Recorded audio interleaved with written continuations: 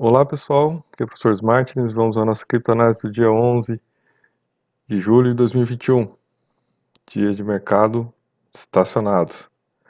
Vamos lá pessoal, vamos ver aqui alguns dados daqui. Bitcoin permanece 45 dominância, olha a taxa do Ethereum como é que subiu, ontem estava em 11, foi para 30 hoje, hein pessoal? E a gente percebe então que deve ter circulado muito.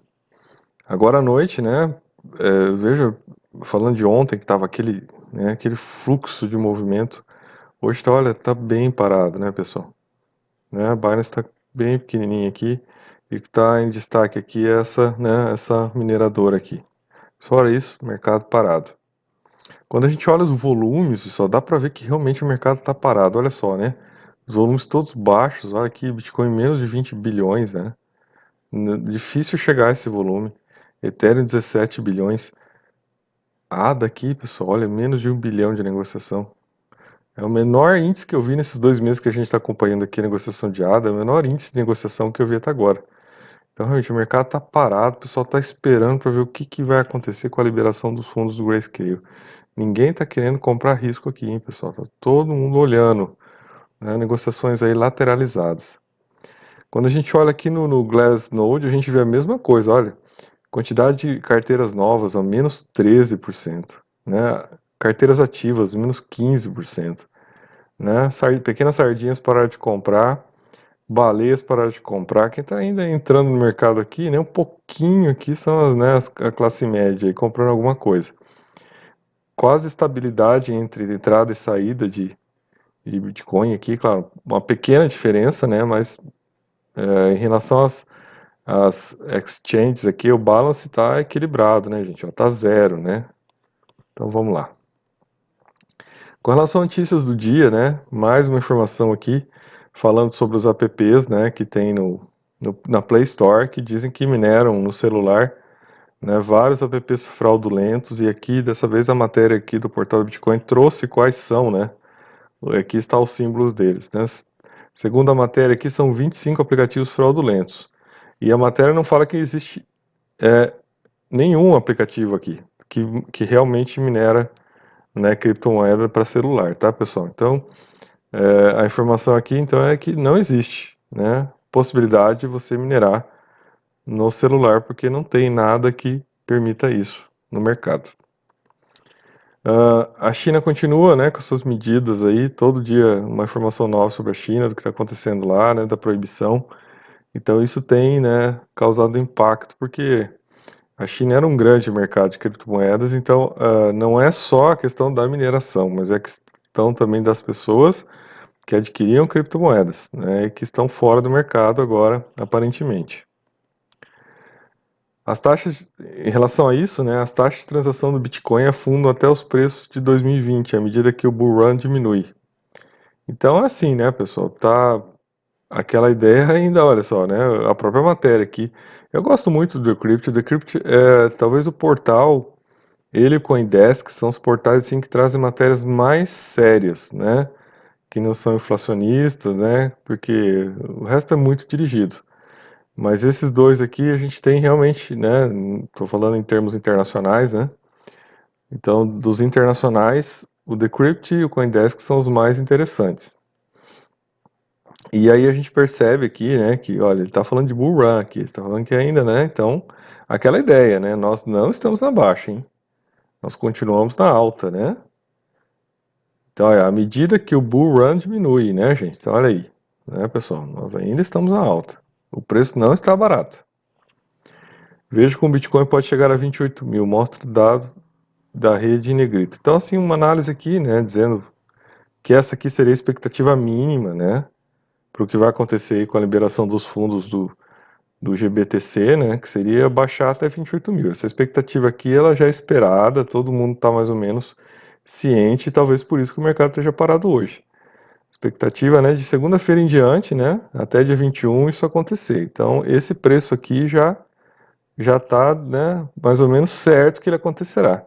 O que não se sabe é se há uma força de venda que vai levar isso a níveis mais baixos, né, e aí com a possibilidade de surgir uma grande oportunidade de compra lá pelos seus 20 mil dólares, né? O Bitcoin e as altcoins todas que vão junto, né? Se o Bitcoin cai, vai todo mundo junto.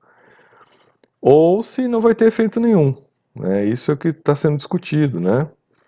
E essa matéria traz aí uma análise dizendo, né, que está havendo aí uma venda, né, das baleias que estão na Bitfinex e que não, né, que as instituições não estão, né, algumas baleias postadas lá, mas as outras baleias institucionais não estão comprando tanto assim como se espera, né, como se diz. Então é um cenário aqui, segundo essa analista, que é um cenário de baixa. Aí aqui uma matéria bem interessante, né? Eu não cheguei a ir atrás do artigo original, aqui é só uma citação do artigo, que é um artigo econômico que diz que em longo prazo, né, nessa ideia de alta infinita, né, o Bitcoin pode levar o mundo à hiperinflação. Porque, né, a partir do momento que ele começar a sugar, né, todos os recursos produtivos do mundo, né, aquilo vai gerar um efeito nocivo porque os preços vão subindo e tudo vai, né, dentro de uma cadeia inflacionária infinita também. Então, esse artigo é bem interessante, né, para a gente pontuar alguma coisa que um mês mais ou menos também eu já estou olhando, né. Ah, né, aquela conversa mole de que Bitcoin é deflacionário. Tá, mas se o Bitcoin ano passado estava 10 mil dólares e agora ele está 30 mil dólares, então para você comprar um Bitcoin, você precisa colocar 3 vezes dólares a mais. Isso, na verdade, é um indício de que ocorreu uma inflação, né? Você precisava comprar, se você comprava, né, com 10 mil dólares no Bitcoin, agora você precisa de 30 para comprar um Bitcoin, é claro que houve uma inflação. Né? Tá na cara, o preço subiu. O preço desse, né, ativo subiu. Então houve uma inflação. E a partir do momento que ele vai subindo mais, essa inflação tende a aumentar. Agora imagina, né, uma economia que fosse totalmente vinculada ao preço do Bitcoin, né, que os produtos todos fossem vinculados a isso. Se o preço do Bitcoin vai subindo, os preços da economia vão subindo, né? Imagina a loucura que seria isso, né? Né, em escala mundial, né, especulativo que se produziria, né? Então esse artigo aqui tem um fundamento de verdade, viu? É uma coisa bem interessante, é uma análise, né, crítica, claro que os bitcoiners, né, os orcs não gostaram. É lógico que eles não gostaram, né? Porque na verdade eles querem estar na crista da onda, né? São aquelas pessoas que compraram grandes quantidades, compraram lá atrás, e eles querem que, né, que todas as pessoas sejam servos deles, que o mundo seja servo deles. E é isso que eles pretendem, né? E aí, né, olha só, o artigo fala, ó, Bitcoin é culpado pela pobreza futura e destruição do mundo, né, gente? Então aqui é realmente um posicionamento, né, uma crítica bem interessante aqui sobre isso, né? Que pode realmente, ó, esgotar todo o potencial produtivo mundial, né? Sugar todos os recursos e empobrecer todas as pessoas, né? Olha aí, ó. Assim, o conflito poderia desencadear entre os detentores para ganhar mais BTT, mais BTC, mais riqueza, e no processo poderiam empobrecer todos os outros, né? E que o mundo estaria então vivendo uma bolha de criptografia. Então, pessoal, é uma visão bem, né, bem importante da gente ter também, né? Porque é aquilo, né? Se isso começa a ganhar um curso, né? É claro que os estados vão ter que agir contra, né? Então isso aqui é uma coisa que é um caminho perigoso, né? Porque não é essa a ideia, né, gente? Aí que vem o problema. Não é essa a ideia. O Bitcoin não foi criado para isso. O Bitcoin foi criado para criar, né, um mecanismo de negociação e circulação de riquezas paralela ao Estado, paralela, né, e que não viesse a ocupar o dinheiro, o local do dinheiro do Estado, né, e que as pessoas pudessem ter uma maneira de se garantir, ter uma segurança perante a ação do Estado, né, de tentar, né, gerar inflação, imprimir dinheiro e tal. Mas o que os orcs querem, né, eles querem que o Bitcoin vire a moeda oficial do mundo e que ela seja o curso legal. É isso que eles querem. Né? Se vocês pegarem a quantidade de abobrinha que está sendo publicada, né, novamente o FUD do bem lá, o MIG, né, a gente chama de MIG, que é a manipulação incentiva a ganância sobre a questão do Paraguai, continua correndo solto.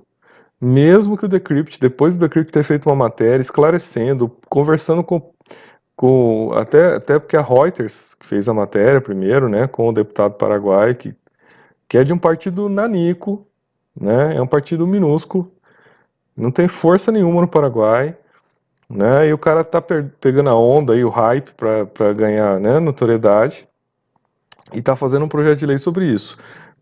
Muita gente que trabalha com Bitcoin no Paraguai criticando esse projeto, dizendo que não tem necessidade. O Paraguai já é um país que utiliza o Bitcoin livremente, tem uma economia, né, monetária estável, é o dinheiro mais antigo da América do Sul, né, tem mais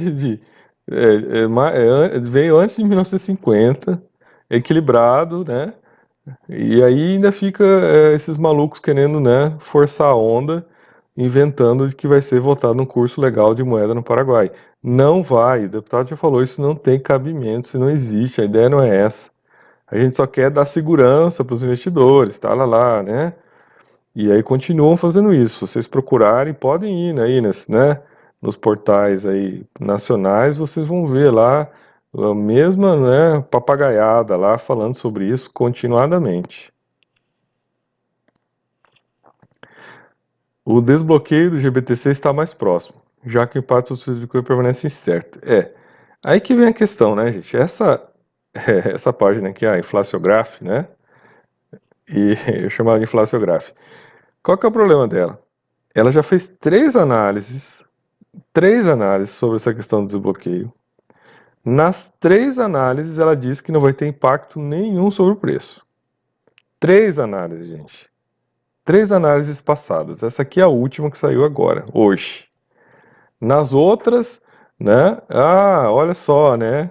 Vai subir. Teve uma até que foi o contrário, vai subir. Dessa aqui ainda ele ainda dá uma aliviada, né? Ele não coloca assim, olha, não. Tem lá um pessoal que diz que vai subir, né? Mas não necessariamente é isso. Mas, pessoal, é assim, foi uma questão de esperar, né? Para ver realmente como é que vai ser esse posicionamento. Vamos analisar, né? Começa segunda-feira em diante, vai até dia 21, né? Esse grande fluxo.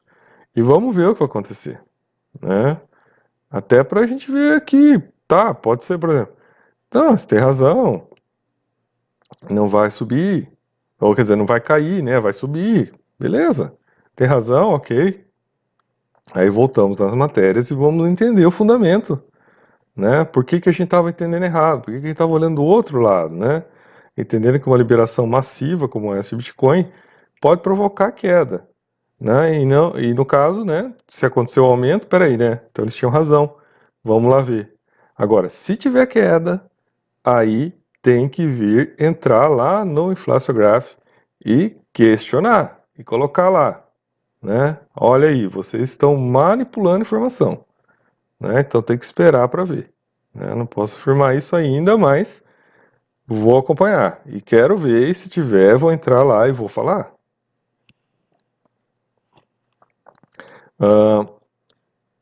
Aí aqui, né, veja, esse aqui ainda, né, ó, uma vez que o desbloqueio pode não sofrer um grande movimento de queda do preço, há chances de que o preço se recupere em faixas mais altas, eventualmente tendo um efeito líquido positivo para o toque principal. Então veja, pessoal, ele tem essa ideia ainda aqui, hein? Então, uma vez que o bloqueio pode não sofrer um grande movimento de queda, né, há chance de que o preço aumente. Eu vejo que ele ainda está fechando com essa ideia, né? Não é a primeira matéria que é feita sobre isso nesse posicionamento. Então vamos aguardar para ver, né? Vamos aguardar para aprender. Fed diz que aumento nos preços de criptografia reflete aumento de apetite pelo risco. Relatório de política monetária do Banco Central dos Estados Unidos, né, o Congresso, deu à criptografia uma mensagem rara na sexta-feira. Nunca, pessoal, o Fed falou sobre criptografia nos Estados Unidos. É a primeira vez que ele se posiciona, né? Ó, o Fed destacou um aumento dramático, gente, olha isso, nos preços das criptomoedas em sua avaliação geral de estabilidade do sistema financeiro. Né? E de acordo com a Bloomberg, é a primeira vez que ele faz isso. Então, olha só, pessoal, não está barato, hein? Não está barato. O posicionamento do Fed americano é que houve um aumento dramático, né? Um apetite pelo risco, pela especulação. Então, cuidado com as posturas que vocês vão ter, porque é aquilo, né? A informação vem de vários lados, né? A gente tem que pegar e tentar entender como é que funciona, né? Nossa missão aqui é essa, ver se a gente consegue aprender a lidar com isso aqui de uma maneira que a gente tenha, né, um melhor desempenho. E aí, né, pessoal, olha só, não é, essa aqui é uma informação até para contrastar, né? Que assim, não é só na criptografia, né? O setor imobiliário nos Estados Unidos, no mundo, né, todo, está inflacionado, né? Então, casas como essa aqui, por exemplo, né? Olha o estado da casa, né? Até a matéria fala assim, né? Olha, casa como essa está inflacionada, né? Pessoas estão querendo comprar casa assim, pagando caríssimo, né? E ignorando sinais de alerta, né? Dessa bolha imobiliária que está ocorrendo no mundo inteiro, né? E aí volta lá no Fed que ele é um dos principais responsáveis sobre isso, porque eles estão emitindo dinheiro, né? Então o Fed é responsável por isso, emitir muito dinheiro e permitir, né, que esses grandes aí vão lá, peguem dinheiro a juros baixos e venham e inflacionem o resto do mundo todo, inflacione mercado imobiliário, inflacione mercado de criptomoedas, né? A festa, uma festa, né, aparentemente sem consequências, mas não é assim, né? Aqui na matéria até fala sobre isso, né? E última notícia aqui, né, pessoal, olha aí, né? Uma notícia que eu acabei, ela não é de ontem, né? De hoje, nem de hoje, mas aconteceu no dia 8, que é sobre um churrasco aqui que reuniu, olha só, gente, Lehman, Mark Zuckerberg, Tim Cook, Jeff Bezos e Bill Gates, né? Então olha só aqui o estacionamento aqui, né? Olha as limusines paradas aí, né? As limusines aéreas paradas aí, se reuniram lá para, né, negociar, né, e falar sobre, olha só o que eles foram falar, rumos da inovação tecnológica, né? Eu vejo que toda essa questão de tecnologia, do mundo digital, é o que tem pela frente e é o que interessa, né? É onde as pessoas mais ricas do mundo estão, né, focando, não só eles, né? Elon Musk não estava aqui, mas também está focando nisso, né? George Soros resolveu começar a investir em criptomoeda também. Então a gente começa a perceber que esse caminho, né, da inovação tecnológica, do mundo digital, ele não tem mais freio, né? A questão é saber como que a gente lida com isso, como é que a gente, né, surfa na onda, mas sem, né, gerar uma situação como aquela que foi descrita no artigo, né, um caos, né, uma bolha que venha prejudicar, na verdade, o conjunto e aí se perca tudo lá na frente. Então, sou o professor Martins e até nosso próximo vídeo.